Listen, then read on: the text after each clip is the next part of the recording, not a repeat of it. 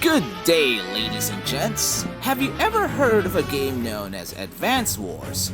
Well, a lot of us do, and it has become a pivotal franchise that led to the global popularity of another Nintendo IP known as Fire Emblem. Fire Emblem has become one of the games that introduced me to this strategy RPG genre.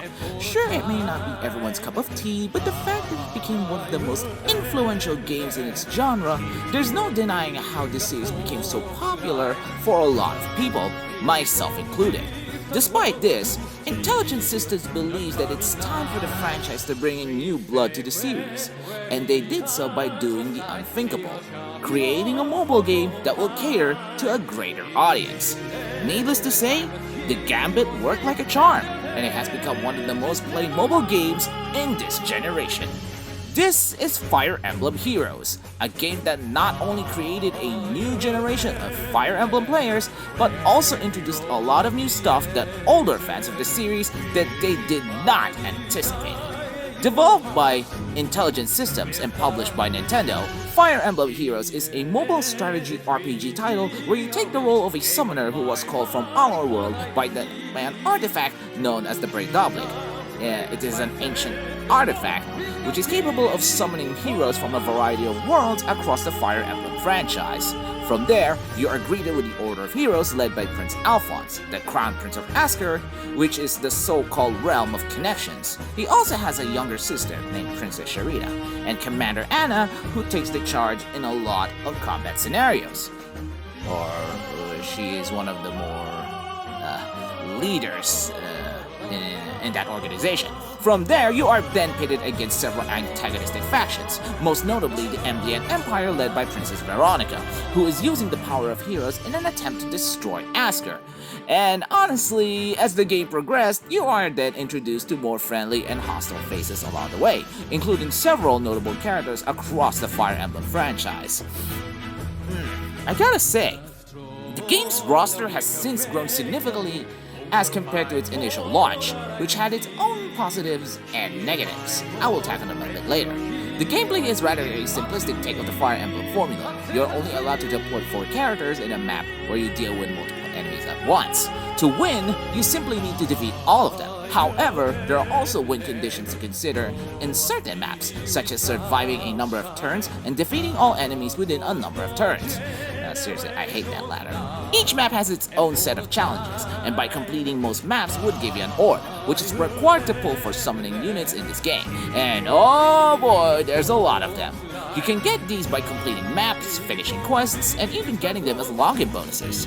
That said, Fire Emblem Heroes is pretty generous when it comes to giving up materials to power up units and to summon much needed ones. However, unlike other games, Fire Emblem Heroes is also one of those few games where you can simply get the characters you want by simply finishing certain maps in the game. That said, I think it's time to look into some of the many game modes this game offers. We have the story quests, which tackles the adventures of the Order of Heroes. There are also parallel quests that are considered side stories for specific heroes and are entirely non-canon to the main storyline. Event quests that range from supporting one hero to defeating an onslaught of enemies for points. The Grand Hero battles, where you can get heroes for free once you complete them. Either raids that require summoners to build a team to defeat an enemy team and destroy their infrastructures, the arena, which is really self-explanatory, and much more.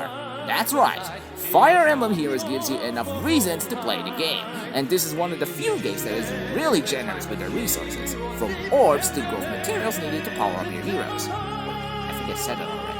Speaking of which, the summoning system in this game is one of the more forgiving ones in any gacha game I play. You get 5 colored orbs from 4 color types in a single summoning session.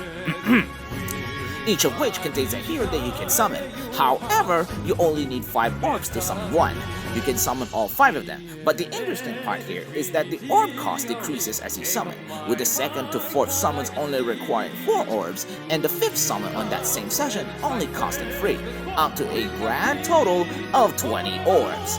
That is genius! It really incentivizes players to try their best in summoning the units they want, while also being able to spend less as they continue to find the units they want. Yeah, you heard that correctly. Also, this is also one of the few games where getting copies of units you already own is not entirely wasted. Keep in mind that getting duplicates of heroes you already own is not entirely detrimental, as these can allow you to power up your existing units through a variety of means. There's unit merging where you guessed it, raise the overall level of a unit by merging a copy of that exact same unit. Dragon Flowers that increases base stats, skill inheritance where you sacrifice a unit you don't need for their skills and or weapons, weapon refining that provides unique weapon upgrades for specific units, and much more.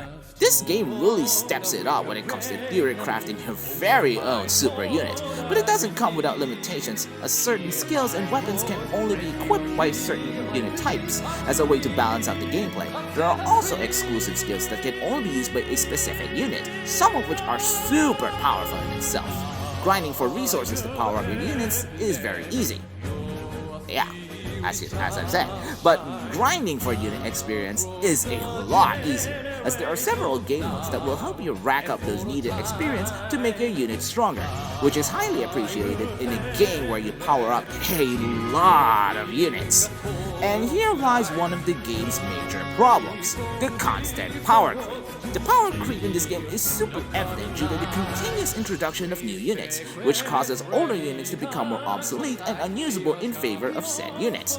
Thankfully, as the game continues to grow, the developers are doing the best they can to power up older units and to make them super relevant again, whether by introducing new skills or by allowing older units to get unique weapons with equally unique effects. Another thing that I like about this game is the introduction of seasonal units that really supercharges the fan service.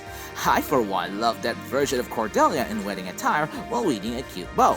It's a nice touch, and a breath of fresh air for the franchise. I assure you, seeing your favorite heroes in fancy apparel is a tease to the senses. However, this doesn't come without a cost. As mentioned before, these advancements in gameplay and the constant introduction of new units regularly also meant the oversaturation of characters that you may or may never use, which is not entirely bad since there are ways to make these copies useful outside of battle, such as transforming them to combat manuals for skill inheritance purposes and the like, but it can also end up becoming a fight against tedium due to constant unit management. And don't get me started about how the story became so deviated to its original purpose. As more and more original characters are introduced to the game, the more the story diverts to its original plot, which is the war between Asker and Embla. Sure, the matter has been looked upon in later story chapters, but it suddenly became so forced that it felt super jarring and made little sense as to how certain story pieces are becoming even remotely possible. And it's pretty sad because the story between Asker and Embla are super interesting, and it has been destroyed, or rather at least butchered, with these character introductions. The introduction, speaking of introductions, the introduction of a subscription scheme known as the Fay Pass is a bit mixed for me, as while it can give you the opportunity to power up units further, this also gives you access to certain quality of life functions that would be super appreciated if it is added as a permanent feature to the game, such as the auto map battles. I hate the fact that such useful features are locked behind a paywall, which sucks, but hey, they gotta make the dough one way or the other. I'm not entirely happy about it. Their orb bundles at the shop also range from pretty nice to just downright criminal. All in all, just avoid them as much as you can unless you have cash to burn through. Finally, the introduction of PvP to this game is kind of a letdown and can become super imbalanced due to the fact that there's a lot of units that have potentially game-breaking abilities that will put you on a very difficult spot if you don't have a counter to them. I am talking to you, fallen hero Gordon Formotis. Additionally, if you want to rank high in arena and PvP, you need to constantly power up your units, as having higher base stats would also mean better scores on those kinds of game modes. So if you're an arena junkie but having some financial issues, then prepare to have a very bad time. Despite those grievances, it doesn't entirely ruin the experience for me, since the game is more catered to a PvE crowd, where the focus is all about defeating strong enemies with whatever units you have. As of the writing of this review, the game has recently turned 6 years old, and while it has still remained to be a great game, I'm worried about the future of it as Regalia Lost, a similarly popular game from Nintendo, has since shut its doors, and we don't want that to happen to Faye anytime soon, even after the end of its main story campaign.